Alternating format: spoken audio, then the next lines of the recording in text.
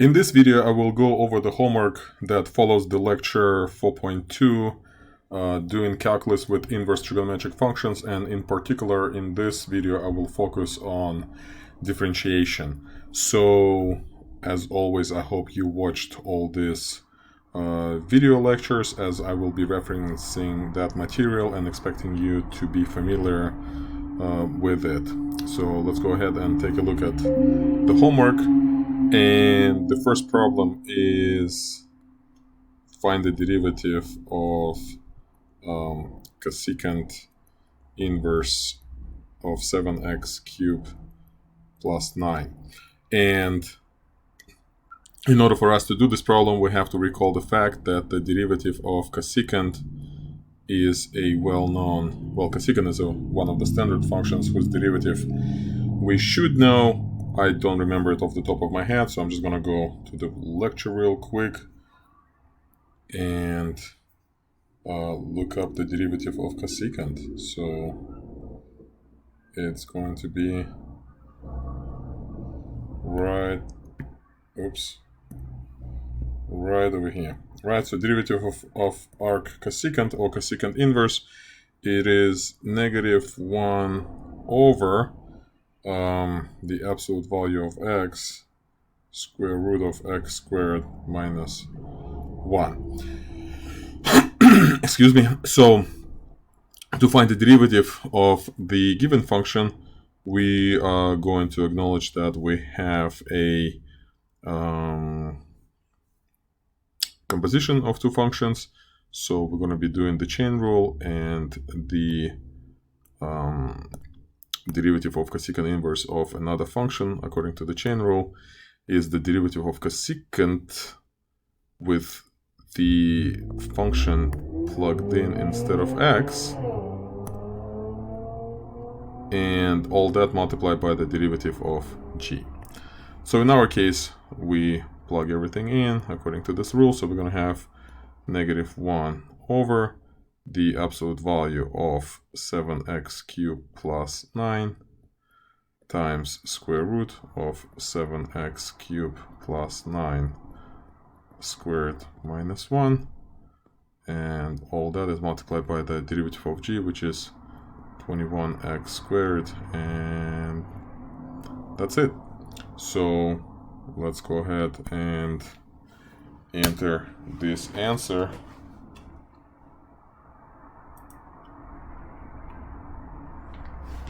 So we have -21x squared divided by the absolute value of 7x cubed plus 9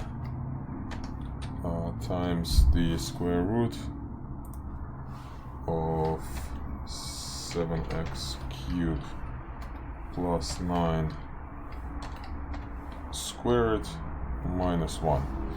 And hopefully that's the right formatting, and yep, everything is good. So let's continue. We have very similar problem. However, before we actually move on to the next problem, well, no, it's okay. I'll show you. Well, sorry. Let me do it on this one. What if you don't have access to technology or your table of integrals, and you are you just don't remember this fact, right? So what if you don't remember this? What do you do? Well, here's what you do. We have to find the derivative of y.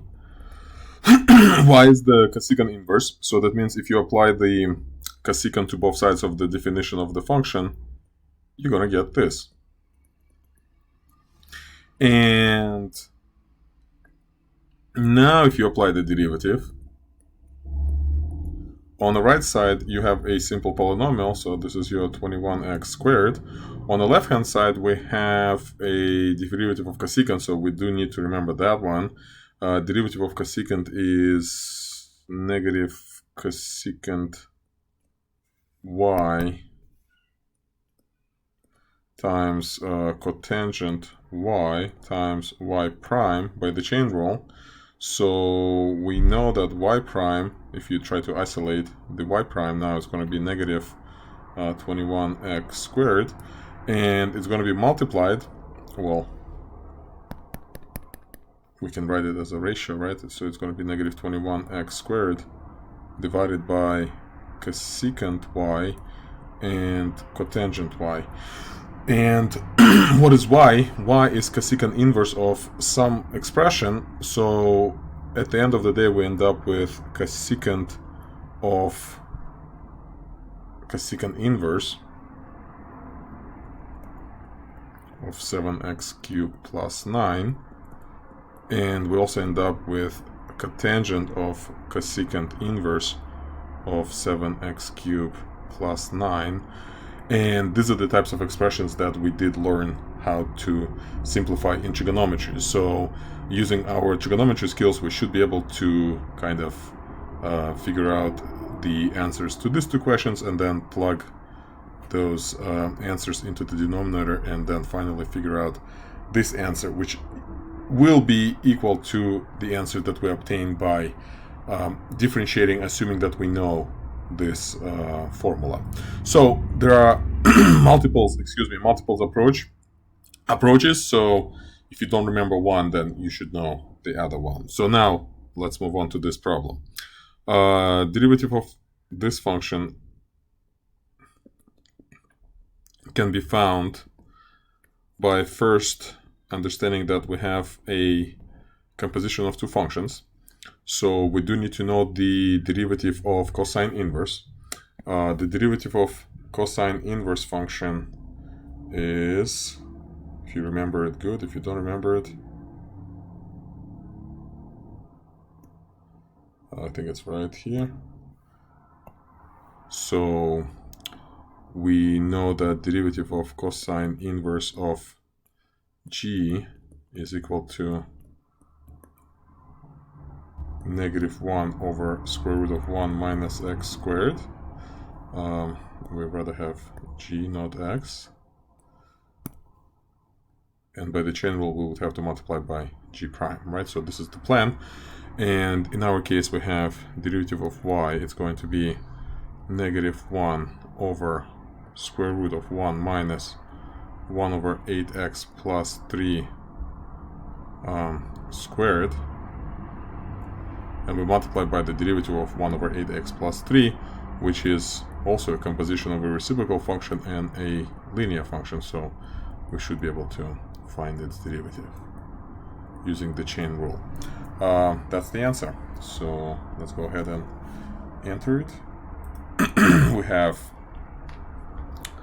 1 over, and negative times negative gets cancelled, right? So, and we can, I'm not going to try to simplify it, but I mean the 8x is actually in the numerator, and we have 8x plus 3 squared in the denominator, and we also have this radical of 1 minus 1 over 8x plus 3 squared.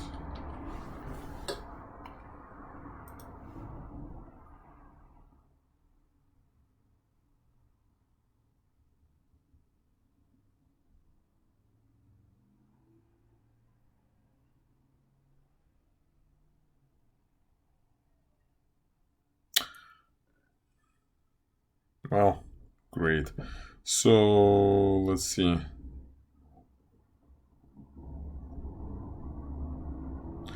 Let me check if I got the derivative here right. Arc derivative of arc cosine is negative 1 over 1 minus x squared. Okay, that's fine. And really need to find this mistake now. So did I find the derivative of no, I mean checking our work. So what's the derivative of 1 over 8x plus 3? Like, how would you find this derivative? Well, we have 8x plus 3 to the power negative 1, right? Oh boy, I already see it. So it's going to be negative 1 8x plus 3 to the power -2 times the derivative of 8x plus 3, which is just 8, so there is no x over there, of course. So I can easily change this just by removing the x value from the numerator.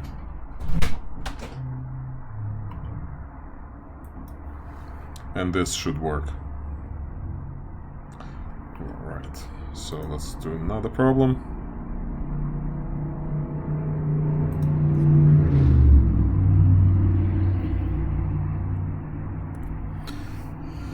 We have g of x equals cosine inverse, 3 cosine inverse of x, and we're trying to find the derivative at 1/4, so we're looking for g prime at 1/4. In order for us to find g prime at 1/4, we need to find g prime first. G prime, according to the previous exercise, is going to be 3 times the derivative of arc cosine, which is -1 over 1 minus x squared. Let's double check that. Correct. And plugging in 1/4 will give us 1 minus 1 over 16. And here we just have to simplify it, right? So we have -3 over 15 over 16th. Square root of 16 is 4, so we have -12 over square root of 15. And here, I mean, sure, we can spend some time trying to simplify this and get rid of the radical, but I don't think it's actually necessary. But what I want to show you, let's reduce it by 3. What I do want to show you is actually the meaning of what we found. Let's go into Desmos. So before I enter the answer, I actually want to play with this function a little. Let's go into Desmos and let's type this function. And what we're looking for is we're looking at the slope of the tangent line at 1/4. So the point 1/4 is right over here. Right, and we can see that the equation of the tangent line can be written like this. It's going to be y minus g of 1/4 is equal to some slope x minus 1/4. And we can play with the slope, and we can kind of eyeball it and figure out that, hey, this is kind of the slope, right? -2.8. And we can now plug in our answer here and see if it's close enough to... Oh wow, it's actually even better, right? So it seems like this gives us some confidence that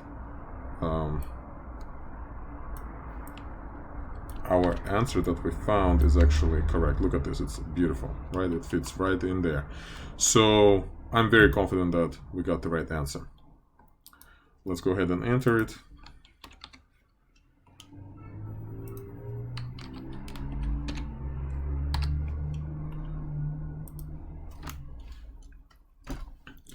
And we are correct.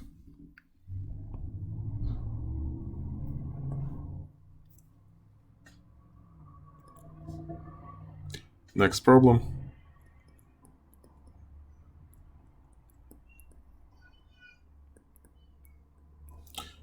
We need to recall that derivative of tangent inverse is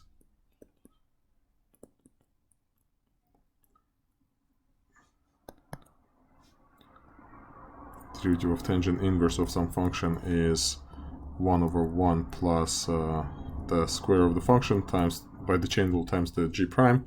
So in our case, the derivative of y will be 1/1 plus the square root of 2x cubed squared is just going to be 2x cubed, and we multiply by the derivative of square root of 2x cubed.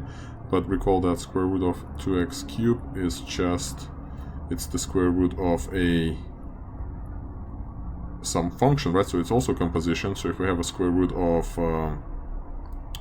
h, derivative, it's going to be 1 over 2 square root of h times h prime. So this is why I'm going to find the derivative of square root of 2x cubed as 1 over 2 square root of 2x cubed, and I'm going to multiply by the derivative of 2x cubed, which is 6x squared. And this is our final answer. I'm not going to try too hard to simplify it, but the 2 and the 6 can be reduced to 3. So we have 3x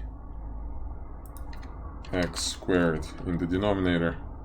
We have 1 plus 2x cubed in the denominator, as well as the square root of 2x cubed.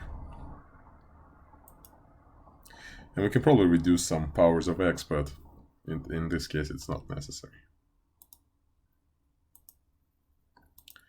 And we finished the homework 4.2 that focuses on the differentiation of inverse trig functions. If you have any questions, feel free to reach out.